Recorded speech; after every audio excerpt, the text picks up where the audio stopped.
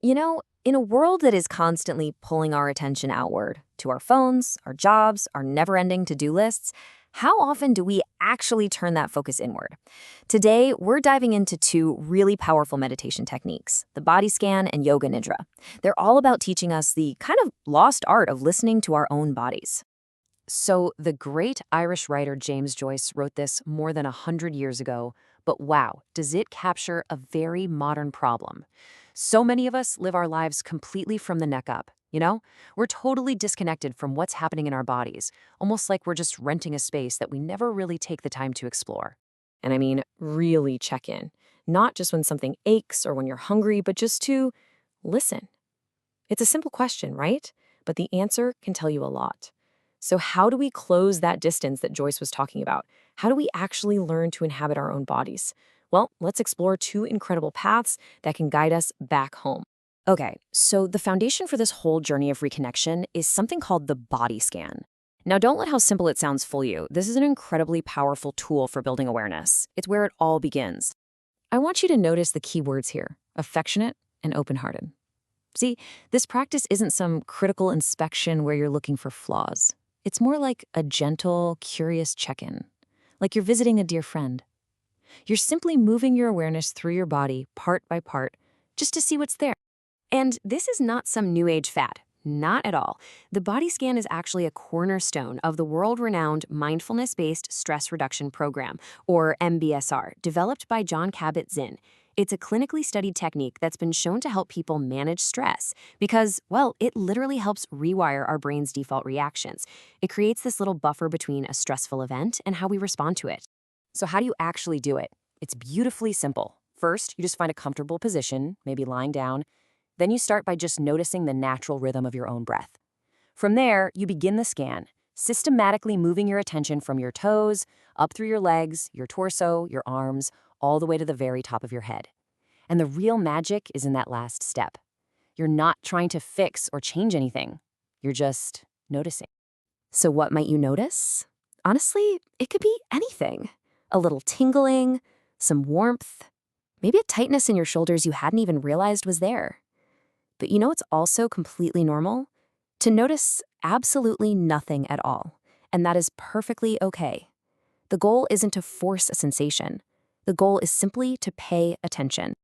I love this metaphor. It just captures the purpose so perfectly. It's not about achieving some perfect state of being. It's just about tuning your instrument. It's about listening carefully so you can learn to live in your body with a bit more awareness and a lot more skill. All right, so once you've practiced tuning your instrument with the body scan, you can explore a deeper practice that actually builds on it. And this is called Yoga Nidra, which translates to Yogic Sleep. Now, Yoga Nidra often starts in a very similar way, with a guide taking you through a rotation of consciousness part by part through the body. But here's the twist. While the tool might feel familiar, the destination is completely different. So let's break down the key difference here. With the body scan, the goal is mindful awareness while you're awake and alert. With Yoga Nidra, you're aiming for a profound kind of rest. You're guiding yourself into that incredible state right between wakefulness and sleep. And this is where a really unique and powerful element comes into play: setting an intention. This intention has a name. It's called a Sankalpa. It's a short, positive statement you make in the present tense. Something simple like, I am calm, or I am at peace. And the reason this is so transformative is that in that deeply relaxed Yoga Nidra state, our usual mental defenses are lowered, which makes our subconscious mind incredibly receptive. It's like planting a seed in the most fertile soil imaginable, allowing that intention to really take root and start to influence your waking life. Okay, so we've explored these two really powerful tools for inner awareness. But how does this stuff actually translate into real-world benefits? Let's look at two fascinating applications, from managing pain all the way to enhancing athletic performance. All right, first up is one of the most studied benefits, and that's managing chronic pain. For millions of people, this is a daily reality, and these practices can offer a way to fundamentally change their relationship with that pain. This quote offers such a profound shift in perspective. Think about it. Instead of fighting pain like it's an enemy, this approach invites you to see it as your body's protective signal, even if that signal is a little overactive. By thanking your body for trying to keep you safe, you can start to change your whole relationship with the sensation itself. So the practice for pain often combines a body scan with visualization. You might imagine a warm, soothing, healing light moving into areas of discomfort. And here's the crucial part. You're not trying to force the pain away.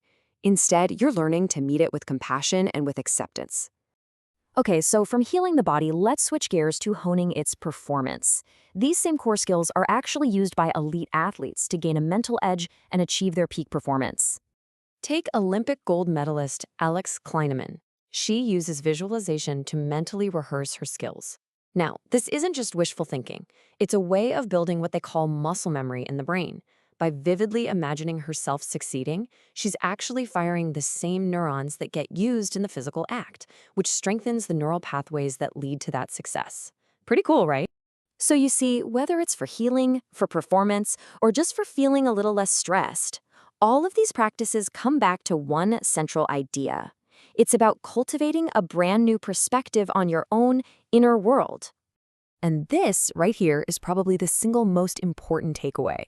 So many people think meditation is about forcing your mind to be empty, which is, well, it's pretty much impossible for most of us. The real goal is so much more achievable and honestly more profound. It's to simply learn how to notice your thoughts, your feelings, and your bodily sensations without getting totally swept away by them. It's about changing your relationship with your mind.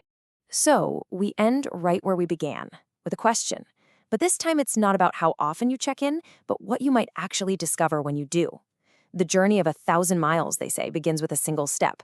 Or in this case, maybe it just begins with a single curious breath. So what will you notice first?